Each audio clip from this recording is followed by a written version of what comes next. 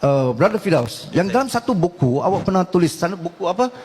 Apalagi Cina mau. Apalagi Cina mau. Ya. Dalam buku tu you pernah bincang tentang macam mana wujudnya sesuatu watak ataupun tokoh yang orang Cina panggil latuk. Ada orang Cina yang bukan Islam, dia sembah satu tokoh yang berkopiah putih, kadang-kadang ada tengkolok lagi. Okey. Ada keris. Ada keris lagi. Ya, ada keris. Okey, saya serah pada Brother Firdaus. Kalau orang Cina disebut Latuk Kong. Latuk Kong. Ada sebut Natuk Kong. Tapi orang Melayu sebut Datuk Kong. Jadi, apa itu Datuk Kong sebenarnya? Datuk tu macam Datuk. Kong tu apa Kong? Apa ke mana? Tom Yam Kong ke apa? Bukan. Okey. Berapa ramai orang Cina yang sebelum memeluk Islam pernah baca kitab Tripitaka dalam kitab Buddhism? Angkat tangan. Okey, yang tak pernah baca angkat tangan. Tak pernah baca. Okey, apa lu orang baca dulu? Tong Seng mau tilik nasib. Baik. Saya nak bagi tahu satu realiti sebab ada orang marah bila saya tulis buku itu. Dia setakat tengok tajuk, tapi dia tak baca konten. Dan kena faham forum kali ini macam mana nak berdakwah kepada masyarakat Cina, bukan macam mana nak condemn Cina. Kena faham. Apa itu Datuk Kong? Baik. Kita pergi kepada negara Cina dulu. Sebelum orang Cina dia berhijrah ke tanah Melayu, mereka di sana mereka ada sembahan apa yang dipanggil sebagai Tu Ti Kong. Pernah dengar? Tu Ti Kong, Tuhan tanah. Tu Ti Kong ni dia macam kalau dalam orang Melayu dia ada percayakan setiap kawasan tu ada penunggu dia. Jadi masyarakat Cina mereka ada satu konsep, setiap kawasan tu dia ada penunggu dia. Dia masuk ada dewa dia, ada Tuhan dia. Dia macam abang long kawasan lah, senang. Ayahanda. Begitu. District officer dia. Setiap kawasan tu. Jadi bila di China, mereka ada Tu Ti Kong. Dan bila mereka berhijrah ke tanah Melayu, Tu Ti Kong di sana tak boleh bawa ke sini. Sebab mereka tak ada visa dengan pasport nak masuk. Tak, itu contoh je. Jangan kata hina agama. Saya nak bagi kita mudah faham. Jadi, bila mereka datang ke tanah Melayu, mereka tak boleh bawa sekali Tu Ti Kong. Sebab Tu Ti Kong tu hanya di kawasan situ. Dia hanya ada power di kawasan situ.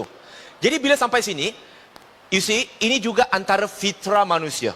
Iaitu dia selalu rasa ada sesuatu yang lebih berkuasa daripada dia, yang dia nak sembah sesuatu. They want to worship something. Jadi bila sampai ke tanah Melayu, what should we worship? Dan waktu itu di tanah Melayu, dan benda ini tak ada kaitan dengan Islam, tetapi apa yang dilakukan oleh orang Melayu, macam apa yang terjadi di Pulau Besar Melaka, di mana makam-makam, kubur-kubur, mereka buat apa?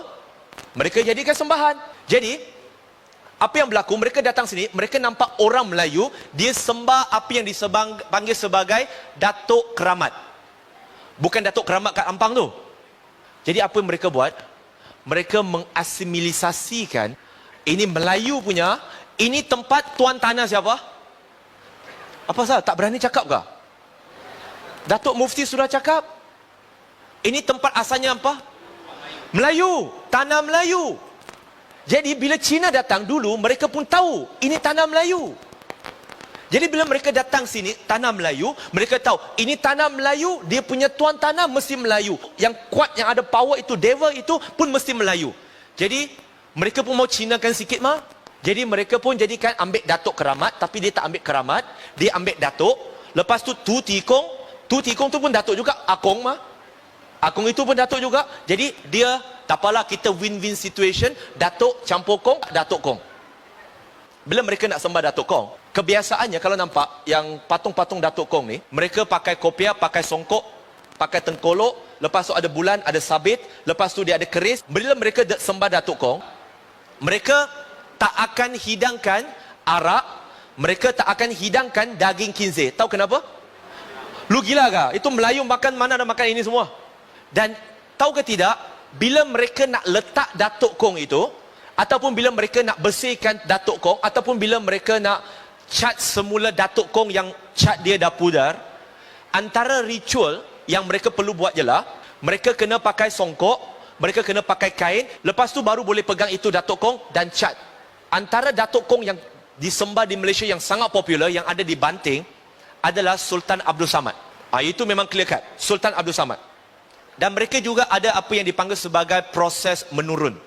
Apa itu proses menurun?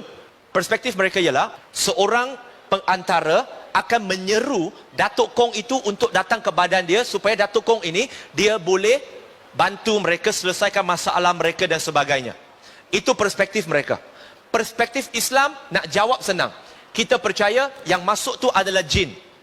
Itu perspektif Islam untuk terangkan kepada orang Islam. Okey?